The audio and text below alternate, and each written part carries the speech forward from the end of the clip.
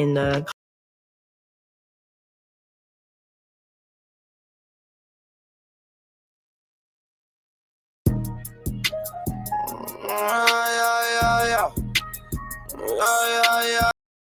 Niggas know me, been off the points is like back when. Gang in the field, bitch, we be something like the Pac-10. Gangland, we around this motherfucker, man. Come back, bitch, stand on that.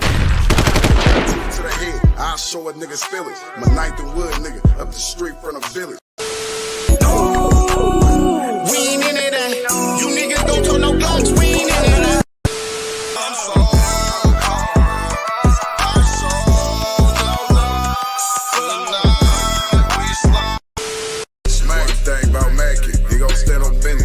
Make sure you put him down, never leave a witness. No love for the suckers, never on forgetting. Stomp down on these niggas, cause niggas is big. Ooh, about to blow something. Man got the stick, about to hold something. Ooh. Y'all know what it is. It's Gangland TV. Sit there and live. Hit the like button. Don't be boosty. And subscribe to the channel. And hit the notification bell, man. That shit easy, man. You know what I'm saying? Easy. Subscribing. That's free as fuck. Hit the notification bell. That's free as fuck. You know what I'm saying? Come on, man. That shit's free. Gang in the field, bitch. We be something like the Pac-10. Bruh. I ain't gonna lie. He say Haas looking for Ksoo, man. Bruh, you know how it's looking. You know how it's looking. The reason why I say I know you know how it's looking, just imagine if your daddy was telling on you. Just imagine if your daddy was telling on you. R.P. Jody Youngan, R.P. Julio Fulio. Jacksonville had a lot of niggas that was you know, in that Jacksonville beef. A lot of niggas done got, you know, it done been bloodshed on both sides. So, you know, RIP to them guys. Shout out to ATKOG. Shout out ATKOG for getting Ksoo over here, man, and fucking with us over here at Gangland. Shout out to ATKOG. What you think about the Ksoo situation and his daddy telling on him like that? Oh my God, I was just going to say, I've been visiting. I've been out all day, so I haven't seen it. But I heard he. My bad, y'all. I heard he told. But I don't know what was said because I haven't seen it yet. Did you watch it? Let's see. Yeah, let's see. The murder of Charles McCormick. Were you aware what was going to happen to him that day? No. Did you participate in any of the planning of the murder of Charles McCormick? No. Were you present when Charles McCormick was murdered? No. Did you know that was going to happen before it happened? No. When did you find out Charles McCormick was going to be murdered? Or, excuse me, when did you find out Charles McCormick had been murdered?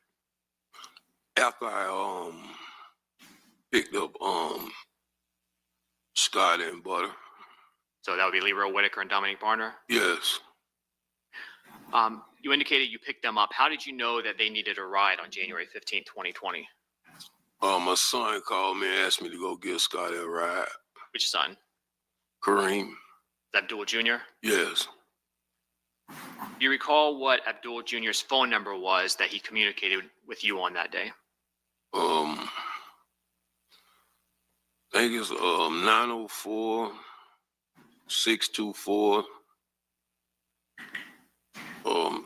36 94 84. 36.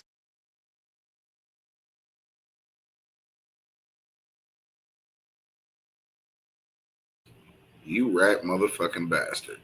Man, yo, son.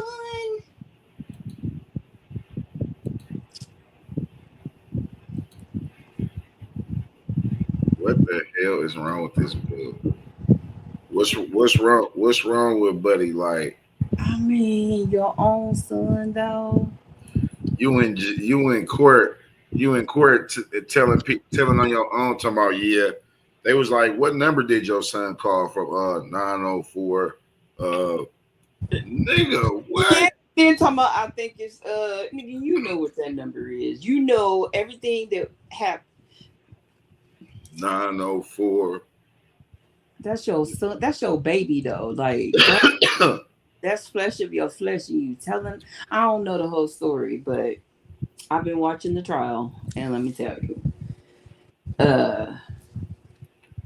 it's not look. Who asked who how was looking for Ksoo? It don't look so good. The only thing he got going for him is the height thing, and dude with the I don't remember his name, but dude from yesterday with that whatever that technology is and models and all that shit and KQs and all that. I think he might have sealed his fate there. Man. But I don't know. I wasn't there. Let's listen, because this nigga is in here just telling his ass off. Hold on. Yeah, let me roll up while they're doing that. 84? Yeah. Do you recall what your phone number was back on January 15, 2020? 904 866 2370. Now, sitting here today, you realize that you are testifying against not only co-defendants, but family members. Yes. Why are you doing that? I have a number of reasons. And what are they? I got some health issues. I got 2 6-year-olds and an 8-year-old daughter. And you know, when my 8-year-old daughter asked me when I'm gonna come take her to the daddy-daughter dance. Objection, hearsay, relevance. Overruled. You can answer. When she asked me over each year when I'm gonna come take her there, and I keep letting her down. Then my 6-year-old son, when he asked me if I'm gonna come to his football games, come take him fishing. My other 6-year-old, he asked me when I'm gonna come see him, when he begging me, please come see me, daddy.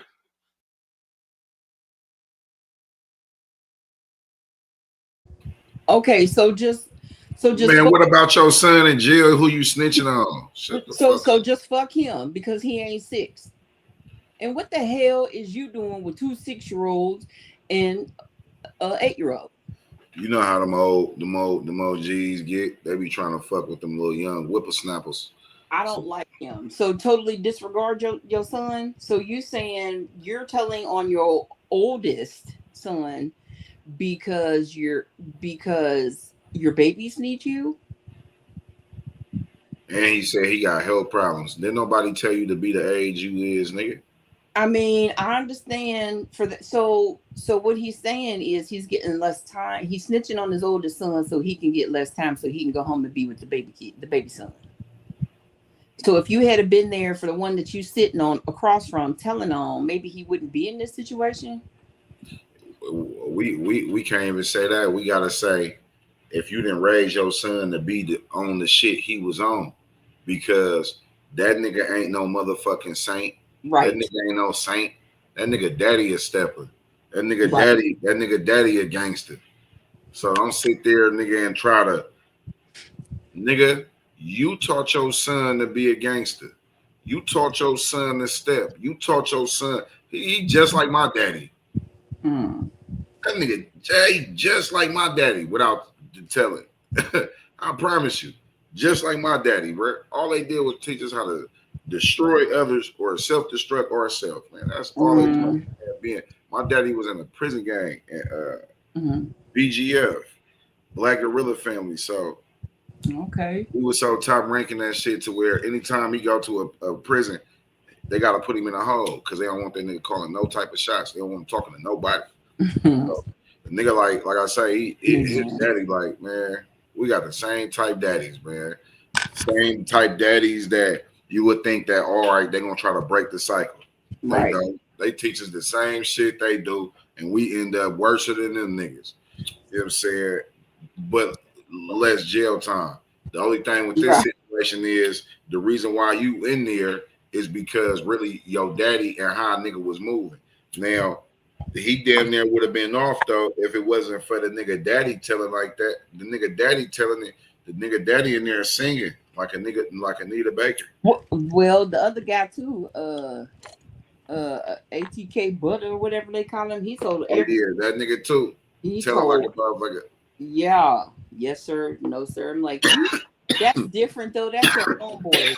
Boy, you sitting across from your son, from your sack. Like this is you. This is your DNA. You telling on right now. That nigga telling on this DNA. I mean, I guess I don't know. As a parent, I don't know.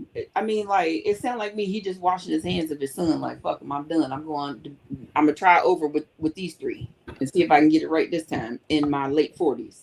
Because I believe his dad's older than I am, and he's got 2 6-year-olds and an 8-year-old. What? That mean that nigga nuts working. He messing with younger women. Maybe. But not saying that a woman in her 40s can't get pregnant. Shit. My I wish I would. My son, my oldest son, his mama just had a baby in her 40s.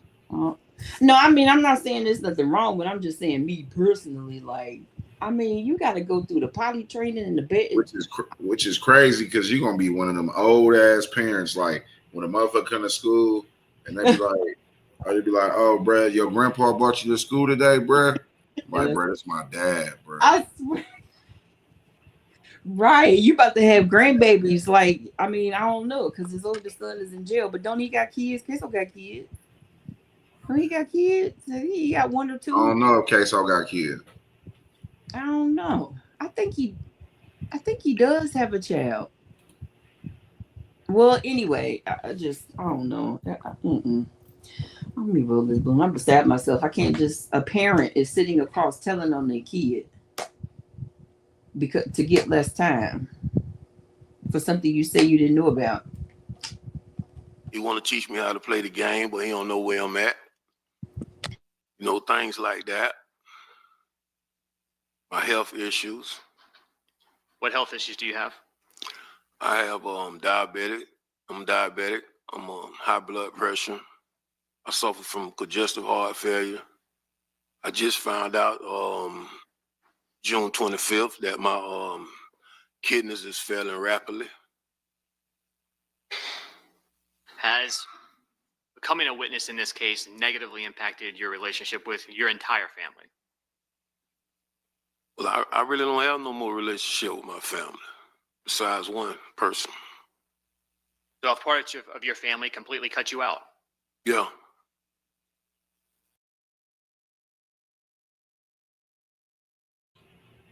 All right, we gotta stop this motherfucking malarkey right goddamn now, nigga.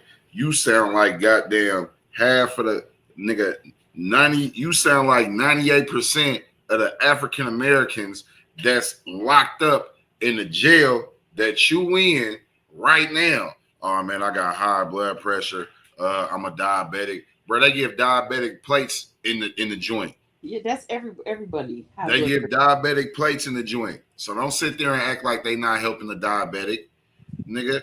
Don't act there and say like they ain't gonna eat. They gonna deny you insulin, or they want you to be in that cat so they could get some money for your ass. Mm-hmm. Now, don't sit there, man, and try to put it on.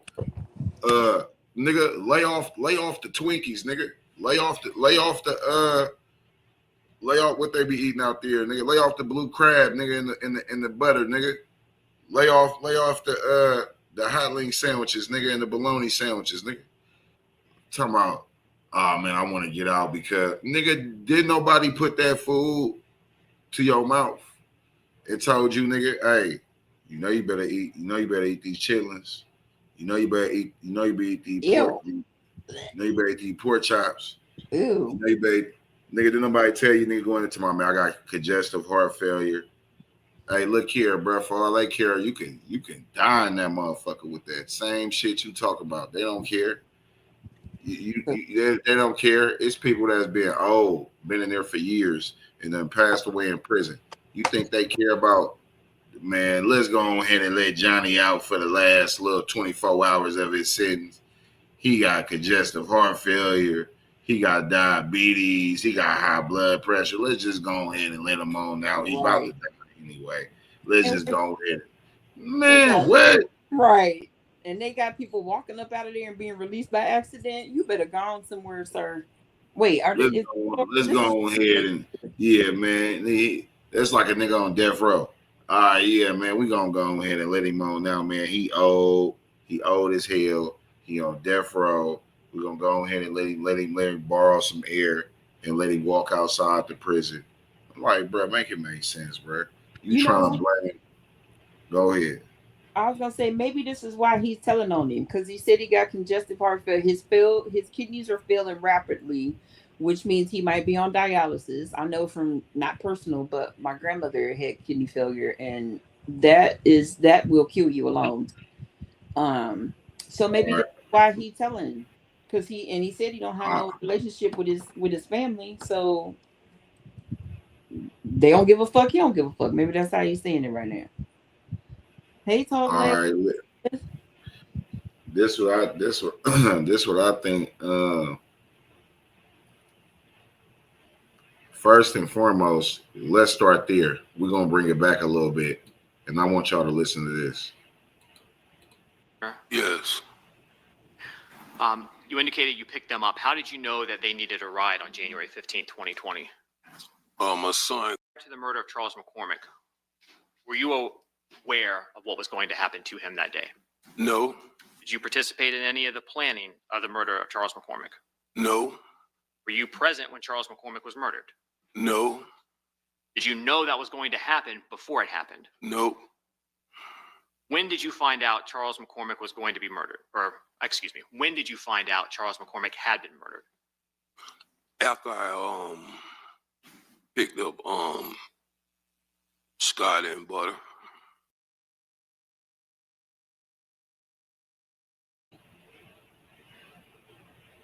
Did y'all hear that? He said Scotty and butter. He didn't say his son. Wait a minute. First and foremost, you dehydrated Uncle Phil looking motherfucker. He knew that shit was going to happen. He knew it was going to happen. Hold on, man. You groundskeeper. This nigga look like groundskeeper Willie. He look like groundskeeper Willie from The Simpsons. Oh my mama, boy, you look like that nigga look like Zangief from Street Fighter. On the real. Bro out here looking like what's his name from Castaway? Tom Hanks. That nigga look like Tom Hanks on Castaway. No, he does not. Wilson. I say Wilson. Don't do it. I mean, wait.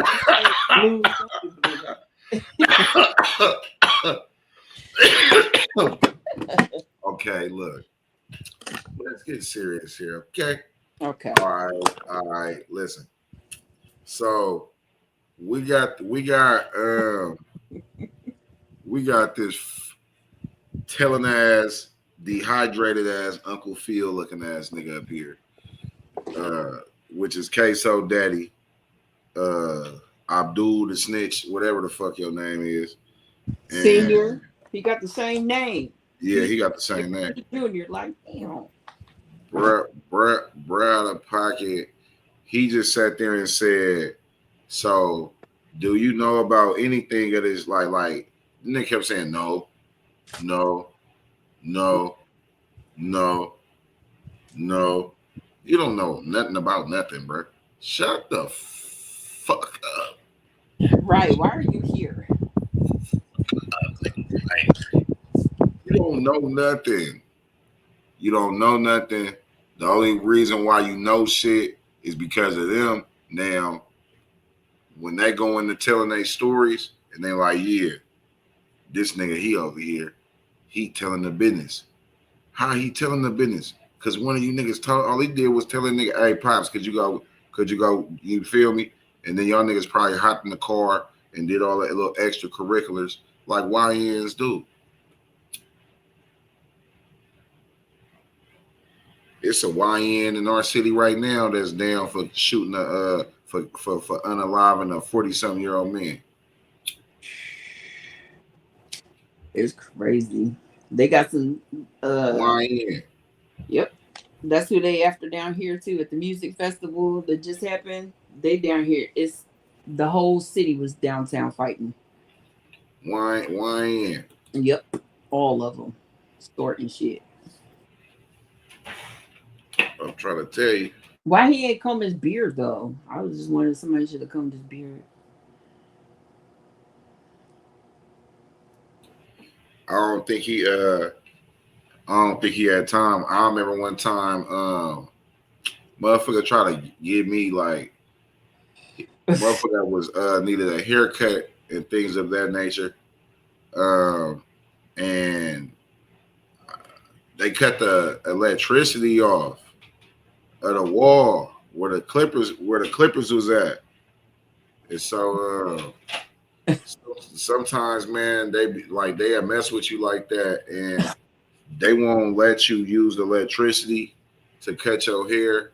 So or get the proper utensils to make sure you groom and be up to par. But I mean, I ain't gonna lie though, bro. I don't know what they got going on, but if I had long hair in the joint, I would just cut it because for one, I don't want niggas to think that this is the first thing they can go to.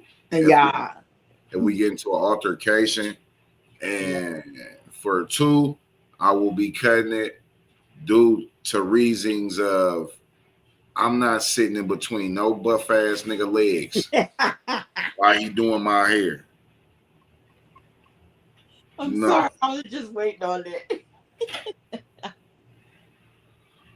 I ain't sitting in the middle. Well, what? This nigga hands, nigga, some big ass motherfucking hands. Why is you looking like that? You got a nigga with some hands, big ass hands in your hair, braiding and doing whatever he doing.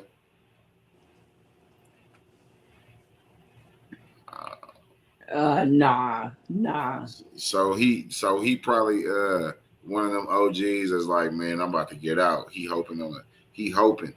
You know what I'm saying? He hoping they're gonna have to check that nigga beard for contraband in a minute. That motherfucker is growing wild, like motherfucking ivory, like that nigga.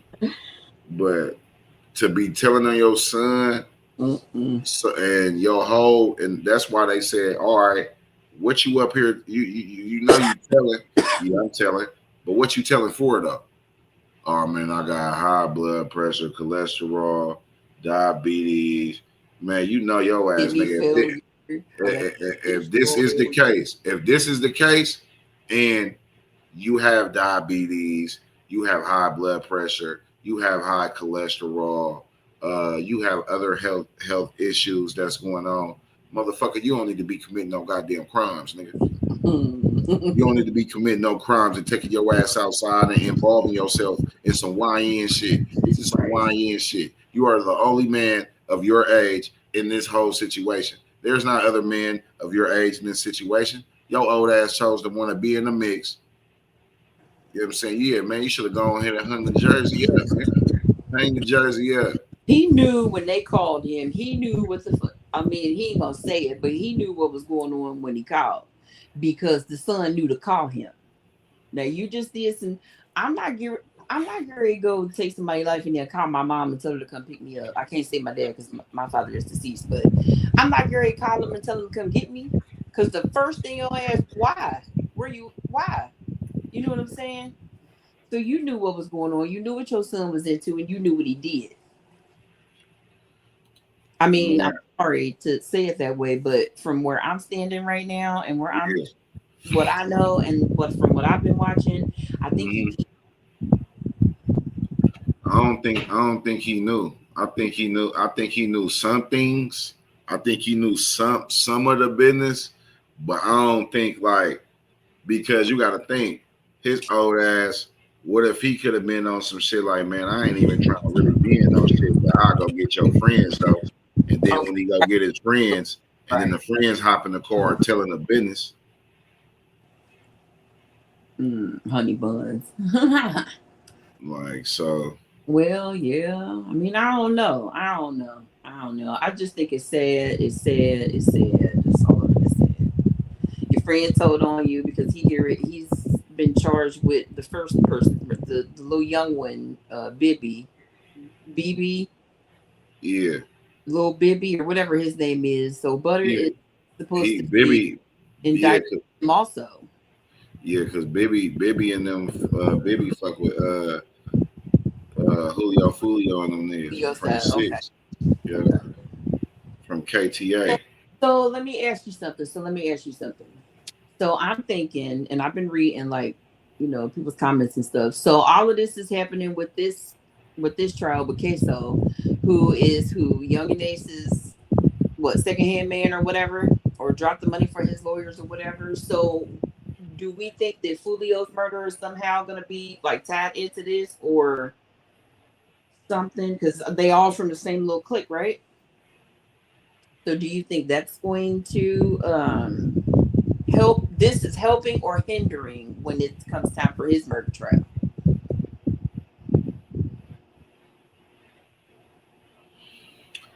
Man, this shit crazy, man. How would you feel if your mama got on the stand and told on you? I would be very shocked for one, hurt, disappointed, angry. It's still my mom. I would still love her, but I probably wouldn't like her so much. I would Put in be. the chat. I want everybody to put in the chat. What would y'all do if y'all mama or y'all daddy snitched on y'all? What would y'all do in the chat? I want to see what would y'all do. I ain't gonna lie. Oh, that must be the error. Nigga, fuck you. On the real, mama or daddy, nigga. Mm-hmm. Hey, y'all gonna tell on me, and then y'all ain't even really in the business, and then y'all gonna tell on me after I ain't even really do nothing. It's crazy. It's crazy. Yeah. Let's listen to what this telling ass have to say. The rest of it. Gang, but he don't know where I'm at. You know, things like that. My health issues. What health issues do you have? I have diabetic. I'm diabetic. I'm on high blood pressure. I suffer from congestive heart failure. I just found out June 25th that my kidneys is failing rapidly. Has becoming a witness in this case negatively impacted your relationship with your entire family? Well, I really don't have no more relationship with my family besides one person. So a part of your family completely cut you out? Yeah. When people know that you're cooperating, does that make it easier or harder for you when you're incarcerated? Well, it make it harder for me. What about when you get out? Extremely harder. Is cooperating in this case something that is easy for you to do? No, this is the most hardest decision I've had to make in my life.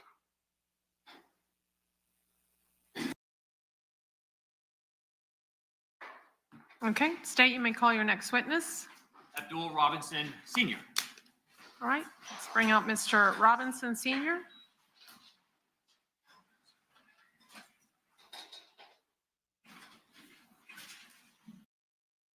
To commit murder charge. Yes. The harder.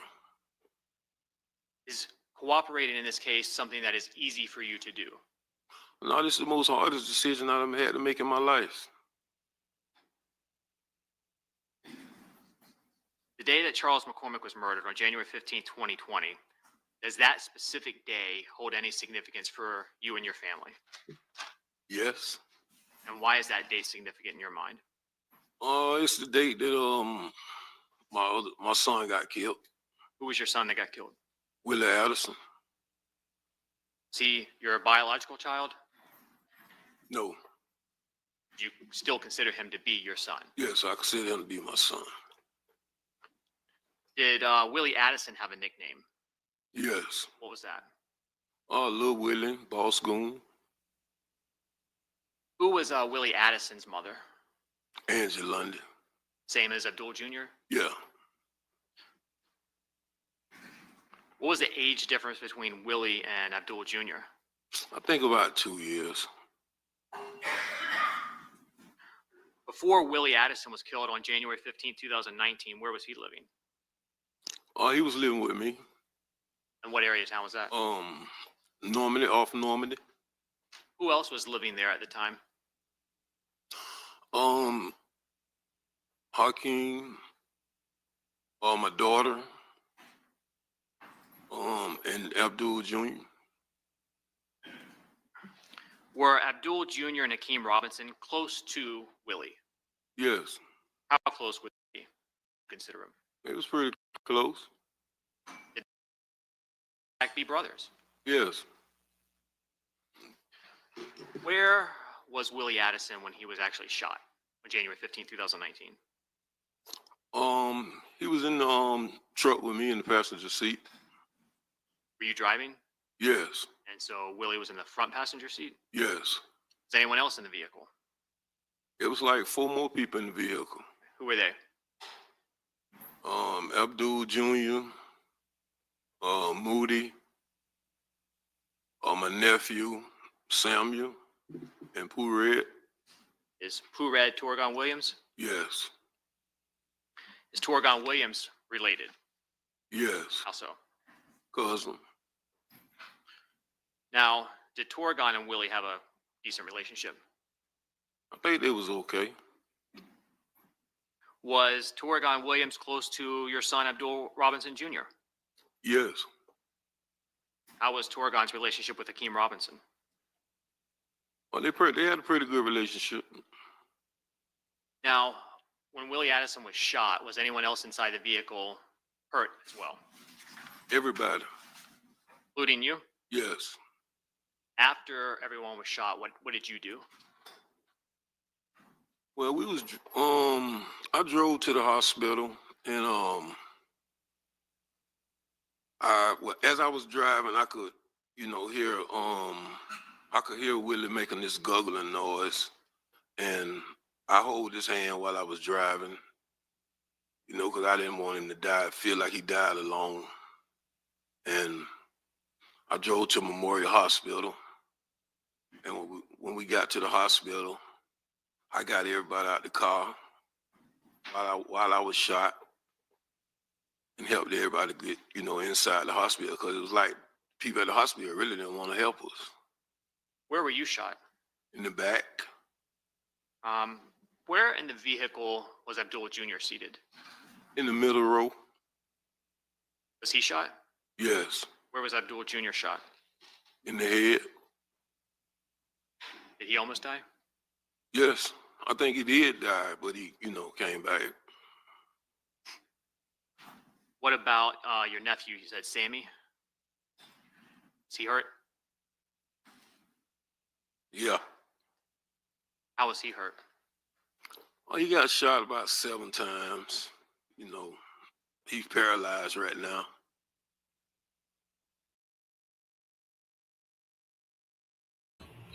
So you told on your son. You told on your son that got shot in the head.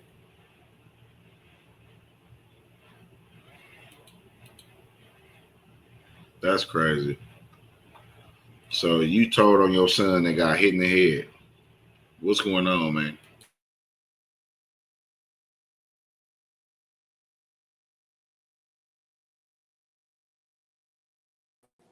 I missed it because it cut out for me. So Willie is his son, is Ksoo's brother. Am I right? So right. Yeah, And they talking about so this gives him every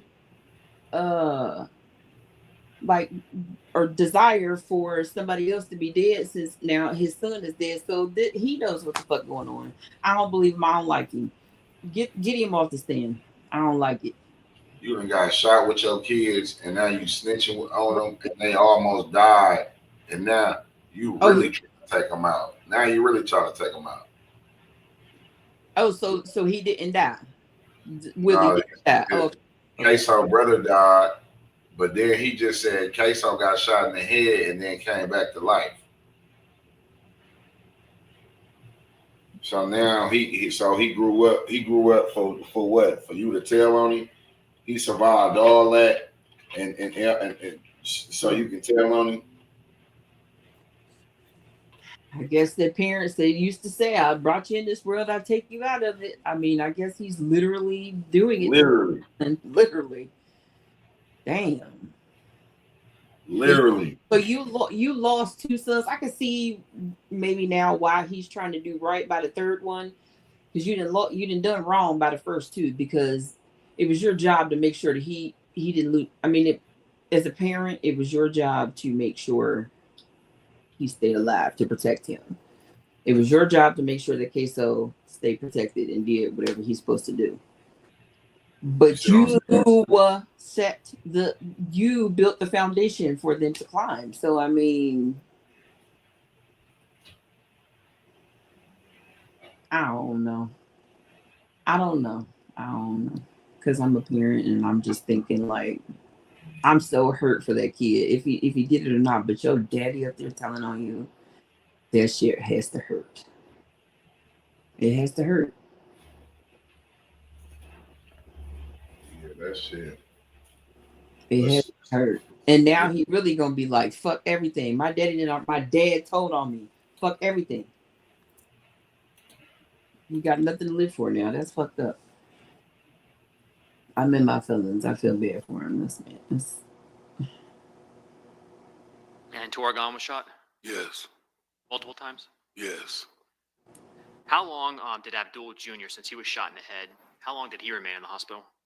He stayed in the hospital about 3 or 4 months. After Abdul Jr. got out of the hospital, was he still physically affected by his injuries?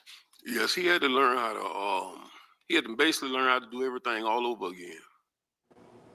Walk again? Walk again, talk again, everything. We had to go to Brooks therapy. Did you help Abdul Jr. as he recovered? Yes, I did. Was Abdul Jr. Affected mentally by the shooting? Yes. Also, I think it made him more angry. Like, I don't know if bipolar like was be the right word to use, but it made him it changed his mood swing. now Hakeem Robinson was not in the vehicle when the shooting happened, correct? No. How was he affected mentally by Abdul Jr. and his family members being hurt? Objection, speculation, personal knowledge. Yeah, unless he has personal knowledge, I'll sustain that objection. Do you have personal knowledge as to how Hakeem Robinson was feeling after this happened? Yeah. Is that because he was living with you? Yes. How was Hakeem Robinson after this? I mean, he was angry about it. I mean, we was all angry about it. To the best of your knowledge, was Charles McCormick involved in the shooting of Willie Addison or anyone else in that vehicle, personally? Nope. After Willie Addison was killed, did Charles McCormick put out a song that personally upset you and your family? Yes. And what's a diss song or a diss track? Oh, it's when you talk about somebody, somebody's dead. Is that what Charles McCormick's song did? Yes. And who did it reference that upset you and your family? He talked about Willie. How did you find out about that song? Social media. Did you personally find it, or did someone point it out to you? No, my son showed it to me. Which one? Both of them. And that would be? Kareem and Hakeem. Abdul Jr. and Hakeem Robinson? Yes. Wait, Did who is Hakeem? Abdul Jr. or Hakeem Robinson, either one, talk about the song? I mean, yeah, they didn't like it. Are you familiar with a local rap group known as ATK? Yes. Oh, Do you shit. consider yourself to be a member of ATK? No. Is Abdul Robinson Jr. part of ATK? Yeah. What about Hakeem Robinson? Yes. You bitch ass nigga. Man, you see the way he darted his ass after he answered the man, what? He looked like a snitch. I'm finna go tell right now. I'm so mad at him right now. Let me hear the rest. I gotta hear the rest of it though to see how He just irritated the hell out of me. I mean, like, He just irritated the hell out of me. I can't believe it. This is the first time I'm hearing this. I haven't. Is your son ATK? Yup. Is this ATK? Yup. God damn. What? You didn't. Wait a minute. Who is Kareem?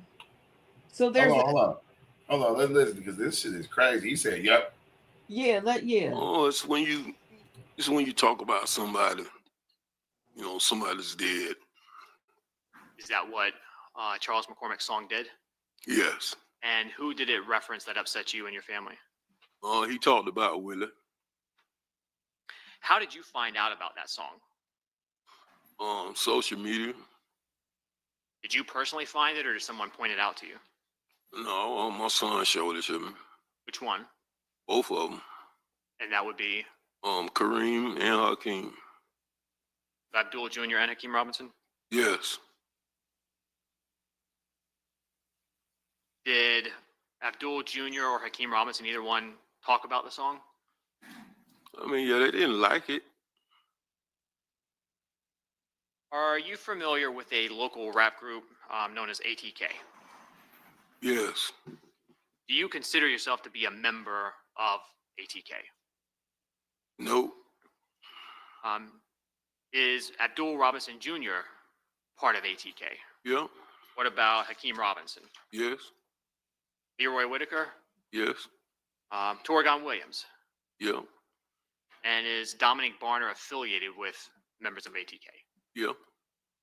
Was Charles McCormick part of ATK? No. Who was Charles McCormick affiliated with? 6 Block. All right. Another local rap group here. Yes. Did Charles McCormick have a rap name or a nickname that you're aware of? Yeah. All right, and what was that? The Little Buck.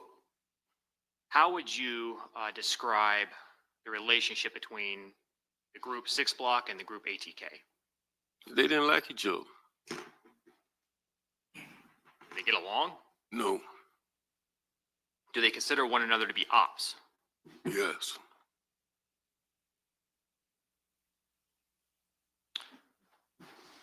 Who do you know that had a desire to go after Charles McCormick based on that song?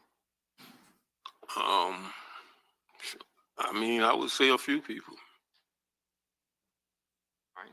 Anybody related to you or anyone else? Yeah. All right. Well, who would you think had the most? The most, I would say Abdul, my son, both of them, Hakeem and Abdul. In January of 2020, did Abdul Jr. Own his own vehicle? No. How did he get around? Rent a car. Do you recall if on January 15th of 2020, Abdul Jr. had a rental car? Yes. What kind did he have? A Dodge Journey. Did both Abdul Jr. and Hakeem Robinson travel in rental cars? Yes. Did you own a car on January 15th, 2020? Yes. What kind? Dodge Challenger. What color was it? Like reddish orange. And the phone that you had on January 15th, 2020, what type of phone was it? iPhone. And I think you said earlier, but 904-866-2370, was that your number? Yes. Who was your cell carrier? He telling, T-Mobile. he telling so much like, God damn. Who was that? ATK? Who was that? Nope. Who was that? 6 Block. But that was just, he was just naming hella ATK niggas when they was asking who other bro was. He was but it's like, come on, bro. You even telling on Julio Fulio, nigga. Yes, that's what I'm trying to. That's what I want to know. Nigga, you even telling on Julio Fulio, nigga. You tell it. That's what I'm saying. Like I think all of this. I don't know what else he's gonna say, but I think whatever he is, this is somehow going to tie into that, or it's going to bring up some shit to help his case out. To pin those three, they gonna somehow be intertwined with those 3 or 4 or whoever the clique is that killed that boy, too. Oh my Jesus. I can't get it out. I'm so like beside myself with this right now. I'm pissed off at him. I'm mad. I'm gonna have to go back and rewatch it. His telling ass. I mean, Was that account under your name, Abdul Robinson Sr.? No, What name was it under? Daryl Watts. Who was Daryl Watts? A friend of mine. Is he deceased? Yes. How the fuck you got a phone under your dead partner name and now you in court snitching on your dead partner is crazy. So why was your phone under an account with that name? Well, we went to get them together. His credit was a little better than mine. So did you maintain your phone under that account after he passed? Yes, I was a authorized user. Did Abdul Robinson Jr. have a cell phone in January 2020? oh my god. Yes. Did he have just one? No, he had a couple of phones. Oh man. Why do you have a couple phones? I mean, you got, your work phone, your phone for your ladies, or something like that, different phones. What was Abdul Jr.'s primary number back in January 2020? Was that the 624-3684 you mentioned? Yes. That's the number you Oh my typically would communicate with God. someone. Yes. Did he have a second phone number that you helped get it? Yes. Do you recall what that number was? I think the area code was 478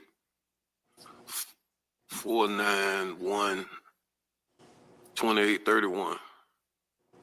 And how do you know that was a number that Abdul Jr. was using?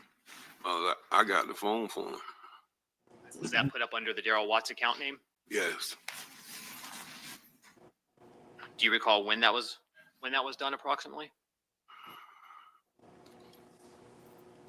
I know it was, I think it was like November. In November, I think it's like the November 12th or the 15th. So sometime in November? Yes. Would that be 2019? Yes. Did Hakeem Robinson own a cell phone in January 2020? Yes. Did he have just one phone? No, he had a couple phones. What type of phones did he have? iPhone. And what was Hakeem Robinson's primary number back in January 2020 that you would communicate with him on? The phone number? Yes, sir. 904 704, I think 1595. And was that phone number under the Daryl Watts account? No. What account was that phone number under? I don't know. I think his mother got that phone for him. Miss Walters? Yes. Do you recognize phone number 478-305-9583? Yes. Whose phone number was that in January 2020? Hakeem? Hakeem Robinson's? Yes. And how do you know that? I got it for him. Was that up under the Daryl Watts account as well? Yes. Objection leading on this whole line of questioning. Well, I'll address the last question, and that's overruled. Was the 478-305-9583 number you just mentioned, was that activated on the same day as the one you got for Abdul Jr.? Yes. And did you at times pay that bill for them? Yeah. In January 2020, did Leroy Whitaker have a cell phone? Yes. Did you ever communicate with him on his cell phone? Yes. Do you recall what his phone number was at the time?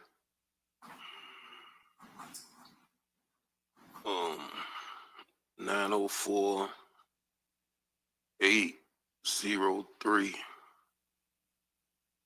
I think 3671. Now, turning your attention back specifically to January 15, 2020, did you get asked for help that day? Yes. And how did you get asked for help? Well, I was asked to give somebody a ride, give Scotty a ride. And who asked you specifically? Abdul Jr. And how did he get in touch with you to ask you that? He called me. Did he call you one time or more than once, if you recall? I think he called me more than once. When you spoke to Abdul Jr., did he tell you why Leroy Whitaker needed a ride? No.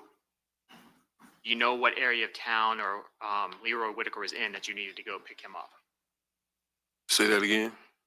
How did you know where to go pick Leroy Whitaker up? Abdul Jr. He sent me a pin drop, a location. What area of town did that take you to? Arlington. Was it a business area, a residential neighborhood? Residential area.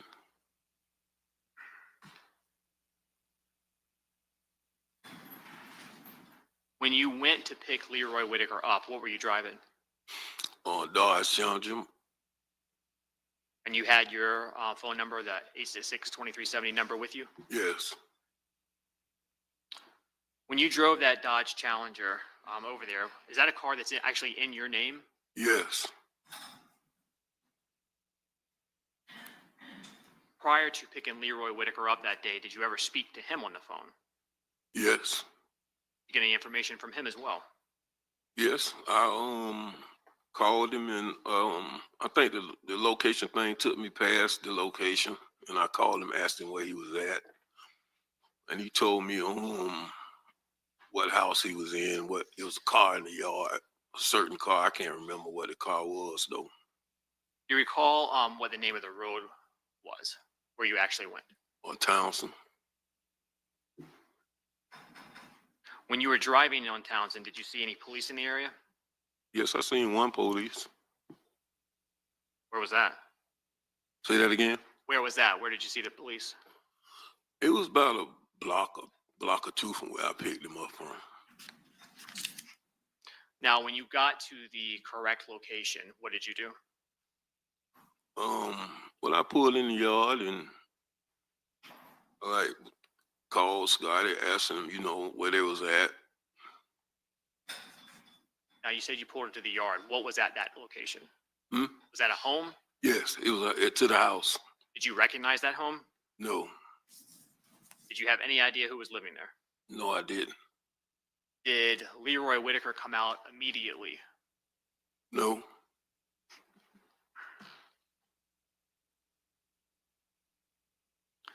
As you waited, did you reach out to anyone? I reached out to Scotty, and I got a little impatient, and I just asked him where he at when he coming. He told me they was coming. Did you reach out to anybody else? Yes, I called my son, Abdul. What was the purpose of contacting your son, Abdul Jr.? I just wanted to know where they was at, what was taking so long. Do you recall if that was a phone call or a communication by message? Do you have any idea? I know it was 5 years ago. I can't quite remember. Eventually, did Leroy Whitaker come out of the home? Yes. Was he by himself? No. Who was with him? Butter. And when Leroy Whitaker and Dominique Barner, Yes. when they both came out, how were they acting? How were they walking? I mean, I would say a little urgent. Do you recall what either one of them was wearing? Yes, they had on some pajamas. You remember any details about the pajamas? Some Mountain Dew pajamas. Did that look like clothes that you typically would see Leroy Whitaker or Dominique Barner in? No. Once they came out, did you let them into your car? Say that again? Did you let them both into your vehicle? After they got in, what direction did you drive towards? Towards Arlington Expressway. And were there still police in the area? Well, I only seen that one. Now, as you were driving away, did you ask them or were you concerned about anybody in particular? Yes. Who? Hakeem. And why were you concerned for Hakeem? I know that's his circle of friends. Was it unusual in your mind for him not to be with them at that point? Yeah. Now, as you were driving Leroy Whitaker and Dominique Barner away, did you find out what had happened to Charles McCormick? Yes. And you found out the details about who was involved? Yes. And did you continue to drive both Leroy Whitaker and Dominique Barner away? Yes. And after getting away from that neighborhood, did you make a stop? Yes. And where did you stop?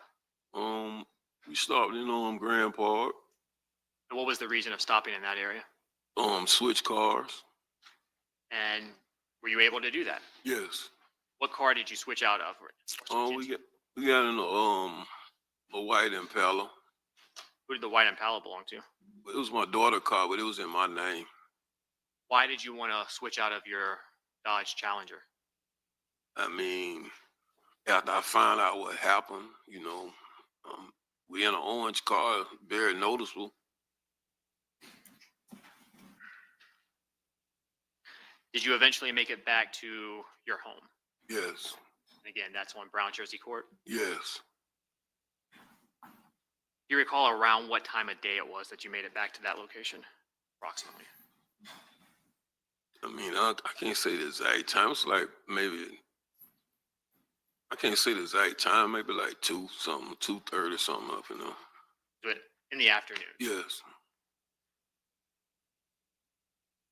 After you got back to your home, did you do anything else to assist either Leroy Whitaker or Dominique Barner? Yes. What did you do? Well, I took the clothes they had on and left with them. Where'd you go? I went over there off Kings Road behind Burger King, put them in this fire barrel. Did you set them on fire? Yes. And why were you doing that? I mean, it was just my way to help. Did you take either Leroy Whitaker or Dominique Barner with you when you did that? No. Do you recall if anyone else was at your home prior to you leaving to set those clothes on fire? No. No, there weren't, or no, you don't recall? No, I don't recall nobody though. Did you return to Brown Jersey Court that night? I can't remember. Are you familiar with an address 2203 West 12th Street? Yes. And why are you familiar with that specific address? I mean, that's been my address. That's my grandma's address. Has that house been or stayed in the Robinson family? Yes. Are you also familiar with the name House of Pain? Yes. Who came up with that name? I did. When was that? It's back in the 90s. What did you want to use the House of Pain name for? Entertainment. Is that a name that is still kind of used by the Robinsons? Yeah. Your family? Was Hakeem Robinson aware of that name, House of Pain? Yeah. Did Hakeem Robinson have an Instagram account that he was using back in January of 2020? Yes. Do you recall what his Instagram account name was? It was Ksoo 23 times. What about Abdul Jr.? Do you have an Instagram account? Yes. What was that? K Crazy. Do you know someone by the name of Shifan Hogan? Yes. Who is he? That's my baby mother's brother. Are you also aware of a music video called Bang It Out? Yes. And whose music video was that? Hakeem. Do you know where that was filmed? Yes. Where? Downtown by the Chop House. Were you there when it was filmed? Yes. Was it filmed prior to Charles McCormick's murder? Yes. Your Honor, may I publish some items that are already in evidence? Okay.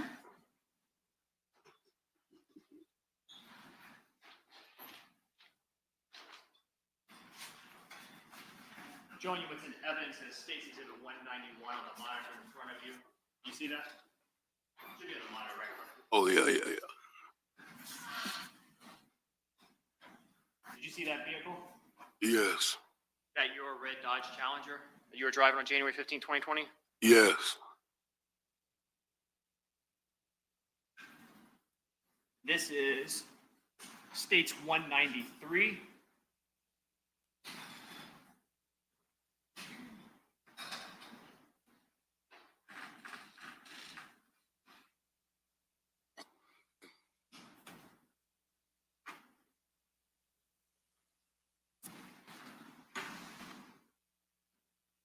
They call me Ksoo.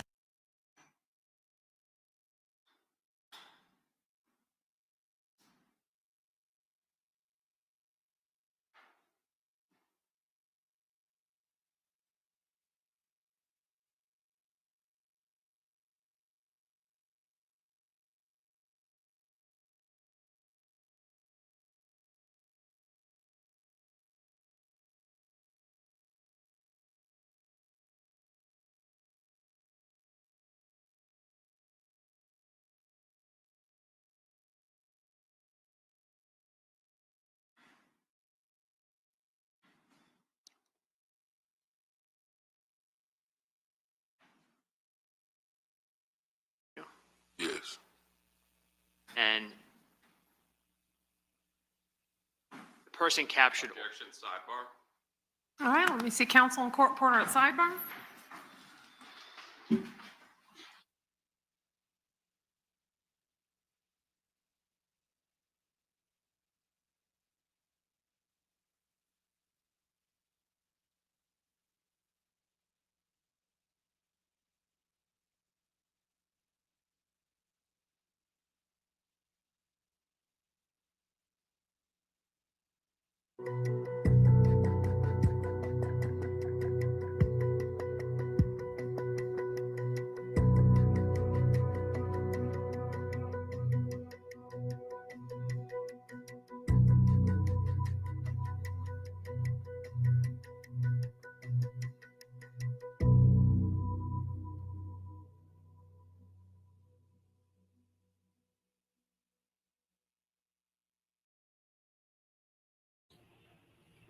What you think about that so far? This nigga telling everything.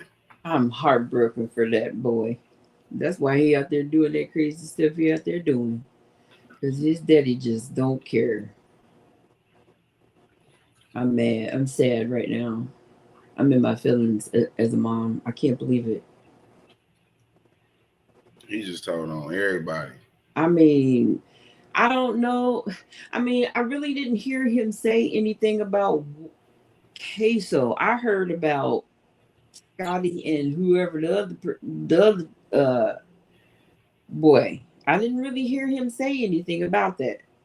But being as they're putting them all together, I can't take up for him. I'm mad. I don't know. He shouldn't be doing this. He shouldn't be doing this. I don't know. Should he be doing this? You're a father. I mean, as a mother, no, I don't see it happening.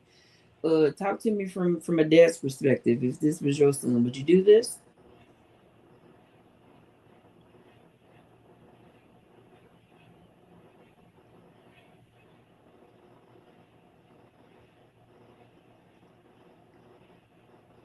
I'm gonna take his silence as a no. Then hell no. I'm gonna take it as a hell no. I see you, Roach. Ain't no way. I can't see it. See what? I can't see. I asked you as from a father's perspective, like if this was your son, could you do this? If you were in his shoes, could you do this to your son? Hell no. Why the hell? I'm gonna be like, I'm gonna get him out of it, and then I'm gonna fuck his ass up. I'm gonna do him bad. You're gonna wish you went to jail. Mm-hmm. No, I mean, moms and dads, we're different. I'm from a mom's perspective. I'm a cop of my hell. Now we about to get up out of here. Fuck what your daddy talking about, because sometimes you don't make the best decisions. I feel, but nah, let's go. I'm gonna have to tell him I did it or something. I'm not great. Get up there and tell him my kid. They're never, just like Tall Glass said, they're never going to come with you for anything ever in their life ever again. Even these new kids he's trying to do right by these younger ones, somebody gonna show him this shit later, and they're not gonna trust him. And if your kids don't trust you, that's terrible. That's terrible.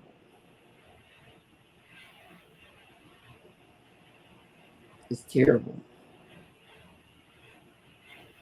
Because you don't, with your kids, you don't have nothing else but their trust. They're supposed to come to you for any and everything.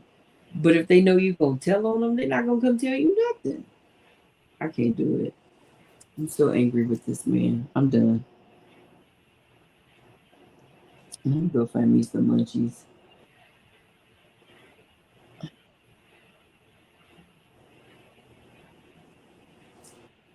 Roach said this shit is gross.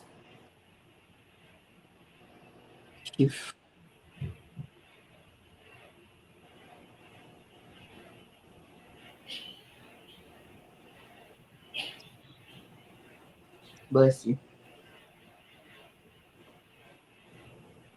What happened? Where we going? What's going on? What we doing? Can you all hear me? I see my bubble moving, but I don't know what's going on because I can't see nothing. Am I alone up here? I hear somebody sneezing. Bless you.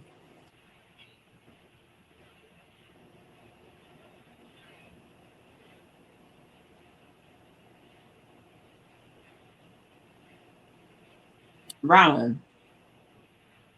Oh. Can you hear him? I can't hear him though. I heard somebody sneezing, so it's gotta be. Maybe he's just stepped away or something.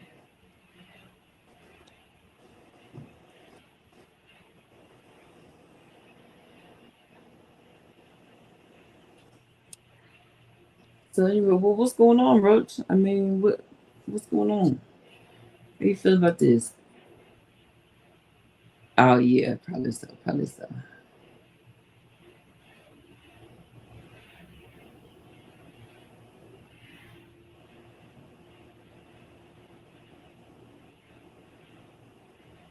Is this storming? What is happening?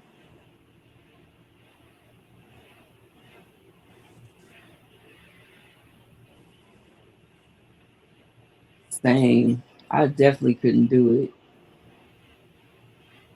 I couldn't. I cannot do it. I'll get up there and be like, I did it. Take me to jail.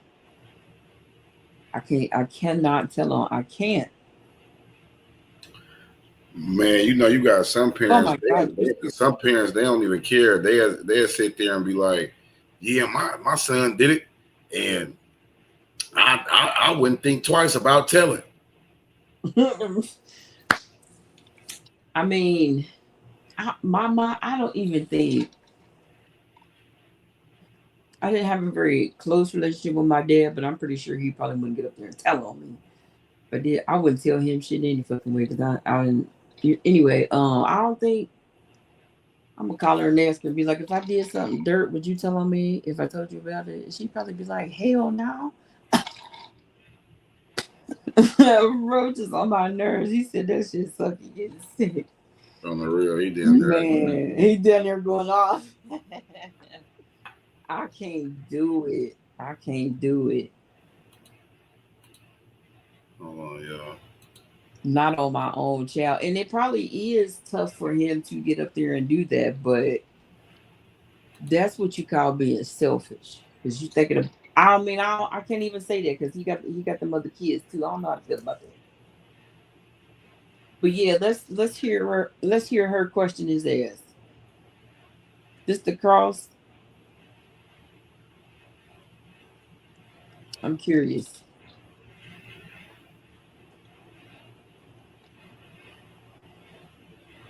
Elizabeth, he wasn't there, but he picked up.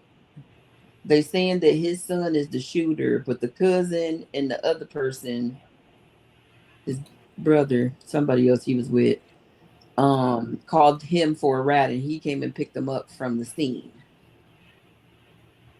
That's what he up there telling.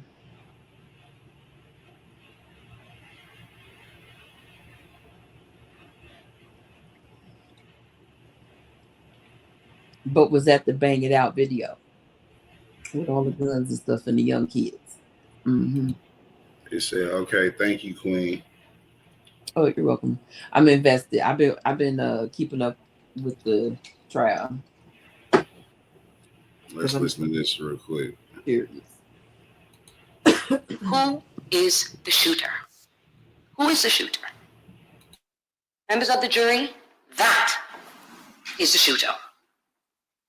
That is a still shot from the video that you will be presented with this during the course of this trial. And what these prosecutors are going to ask you to do is to find that Hakeem Robinson, who's clearly well above 6 feet tall and a heavier set person, and was like that 5 years ago, is that person. And it's not just that.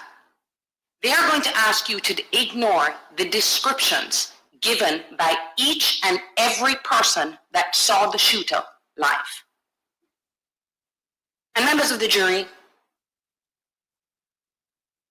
these witnesses, each and every one of them are going to give you a description somewhere between 5'5" and 5'11". The other description they're going to give you, each of these witnesses that saw this person: slim, slender, thinner. And all those witnesses, they're going to ask you, the government, these unbiased civilian witnesses, discredit them. Don't believe them. They were wrong. The witnesses that they're going to ask you to believe are the ones who are actually involved in this murder. That's right. One by one, they are going to be walking them in here, some of them through that back door.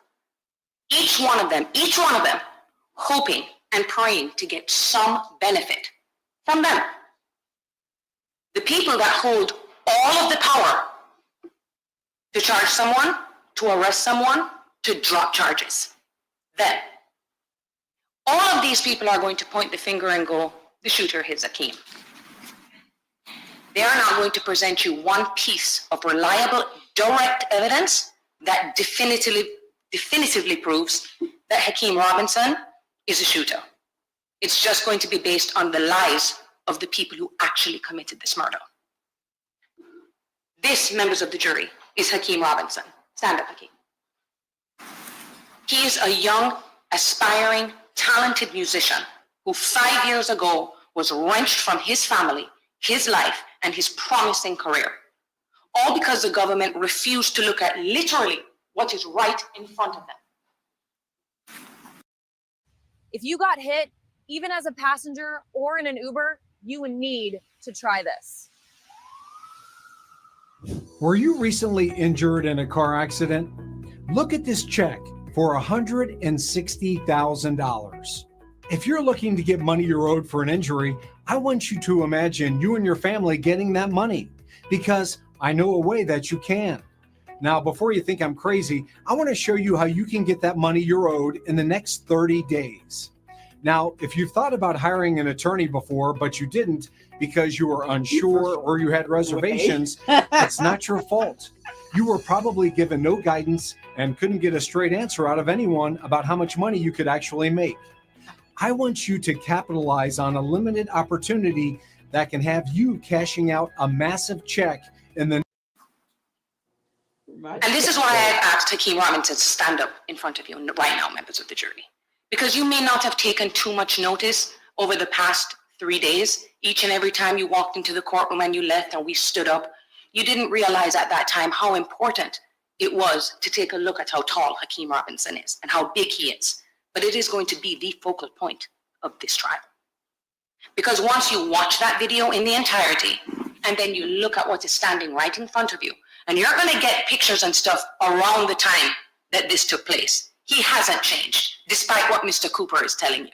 He is the same. There will be no doubt in your mind that he is not the person that shot and killed Charles McCormick. So how do we get here? You can have a seat, Hakeem. How do we get here where a clearly innocent person is being accused of a crime that he did not commit? And it boils down to perception versus reality. Because you're going to see that Hakeem Robinson, he wasn't arrested until 9 months after the murder. And none of them realized how big he is until he was arrested. But by that time, instead of admitting to the mistake that they made and pulling back and doing an investigation to find out who really did it, they doubled down. And they started to build their case and their witnesses around the idea and the belief that it was Hakeem Robinson that was the shooter. Now, 5 years ago, January 15th, 2020, right on the brink of the world shutting down, right before the COVID-19 virus, Charles McCormick woke up in the morning, headed to Employment Express Agency on Merrill Road to follow up with getting a job.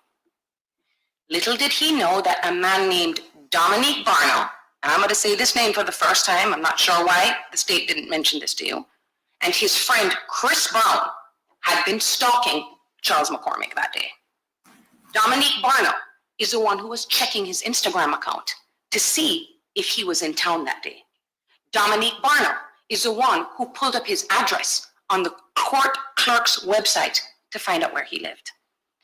He is the one that then tried to track him down and kill him that morning. You will hear that the reason Dominique Barno decided that he wanted to have Charles McCormick killed was all because of a song that he didn't like the lyrics to. The whole story that Mr. Cooper failed to mention to you, members of the jury, is that Mr. Barno will just tell you, I just didn't like that he was singing something he didn't know about. That's the reason why Charles McCormick is dead. And this man, members of the jury, Dominique Barno, the man who planned and orchestrated the murder of Charles McCormick, is going to be the government's star witness in this case. That is the person who they cut it.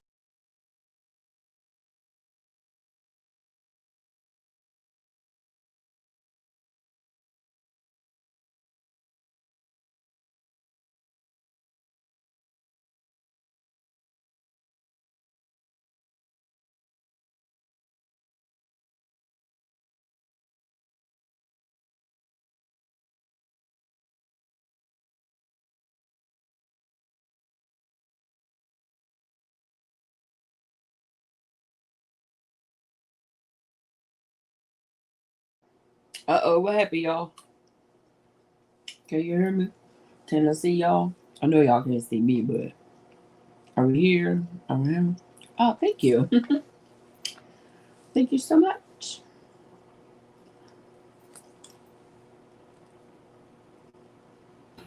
And lied in official proceeding. And I'm talking about, members of the jury, you are going to hear that he lied to police officers. You are going to hear that he lied to prosecutors. You are going to hear that he lied in depositions. You're going to hear that he lied to defense attorneys. More important, you are going to hear that he took the stand in another case and lied in a hearing in front of a judge. And he's going to tell you the reason he did that, because he wanted the defendant to go free so he could kill him himself. That is their star witness who they're going to ask you to believe.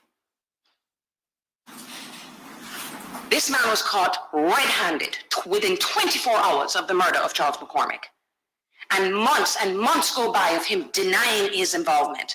And when he realized that who they thought the shooter was, Hakeem Robinson, he pounced on it. He was like, this is how I'm going to get out of here. He decided he was going to lie to the government to get what he wanted, which is the hope of freedom. All he had to do and all he had to say was that Hakeem Robinson is the person behind that mask. And in exchange, I know Mr. Cooper was saying, oh, he's facing life, and that the judge hasn't sentenced him yet. But members of the jury, he's going to tell you the reasons he's doing this, because before this, he was facing mandatory life in prison. He would have died in prison. And in exchange for pointing the finger at Hakeem Robinson, he is hoping to get out in 20 years. Mind you, he's already served 5 of it. So in 15 years, he is hoping to go free. What if you can create your own website by saying, this is what I want? With Wix, you can. And Dominique Barno, not going to be the only one. Another witness that they are going to put on this witness stand and ask you to believe, a man by the name of Abdul Robinson Sr., AKA Blue. Now, Mr. Cooper got up here and told you that this man is Hakeem's father, his biological father, but the whole truth is, members of the jury, he's just Hakeem's DNA contributor. The truth is, he has 9 other children by 5 different women that we know about. He has probably fathered a significant percentage of the men or women in Duval County. He was never involved in Hakeem's early life and only came around when Hakeem started to become a little recognized, a little famous with his music, and he started to make some real money. He actually tried to become Hakeem's manager. As you will learn in this trial, in 2020, Hakeem was a local celebrity. He was a rap musician. And you're going to see that it was Blue is going to do what he's doing in this case. He uses people, and he was trying to use Hakeem. He is using the prosecutors in this case to get out of the 2 murder cases that we know that he have committed. He, just like Dominique Barno, was caught red-handed in this case. He is the person that Dominique Barno called for help to pick him and Leroy Whitaker up after they had broken into Barbara Buckley's home. But what you're also going to hear, members of the jury, and what is most important, this is not the first time that Dominique Barner and Blue have done this. That's right. Dominique Barner and Blue are co-defendants in a completely separate homicide case. They're co-defendants in that case, and they're co-defendants in this case. And you're going to learn that Blue, this ain't his first time cooperating with law enforcement. He's done that before, so he has experience. He knows that when he is in trouble and he is caught, if I say what the government wants to hear, I get out.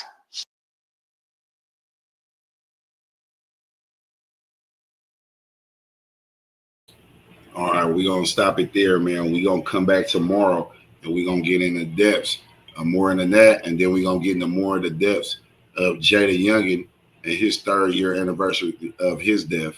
You know, so y'all tap in, man. Hit the like button, subscribe to the channel, and slap that notification bell. Every time we spin a block, y'all going to spin it with me. Tomorrow, we're really going to, we're going to dig our face in this shit tomorrow. So y'all hit the like button, and I'll see y'all tomorrow, man. It's Gangland. See ya. Niggas know me, been off the points is like back when. Gang in the field, bitch, we be something like the Pac-10. Gangland, we around this motherfucker, back. Oh, man, bitch, stand on that. To the head, I'll show a nigga's feelings. My 9th and Wood nigga, up the street from the village. We ain't in it, you niggas don't talk no blocks, we ain't in it.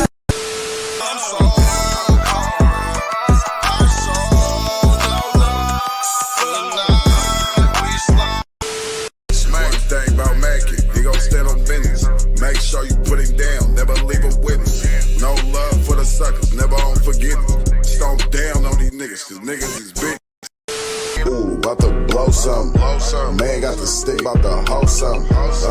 Ooh. Y'all know what it is. It's Gangland TV. Sit there and live. Hit the like button. Don't be boosty. And subscribe to the channel.